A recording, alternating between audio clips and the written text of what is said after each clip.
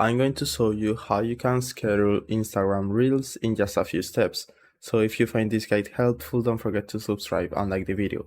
So basically we will use a tool that will allow us to schedule any post we want, and we can automatically post it on Instagram Reels completely on autopilot.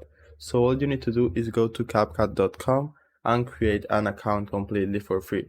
So you can log in with your Google account, TikTok, or using your email.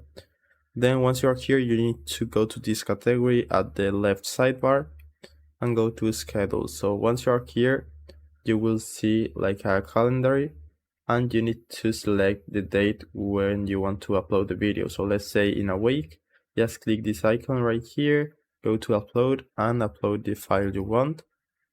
And then you need to select the platform. So here you will see all the supported platforms where you can schedule a post. In this case, it will be Instagram Reels. So click there and log into your account. And now once you are logged into your account, you just need to set the day and the hour where you want to post this video, and you will see this schedule option just like this.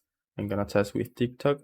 It should have something like this to put the description, the tags, and all the basic settings. In my case, it doesn't appear because I didn't link my Instagram account.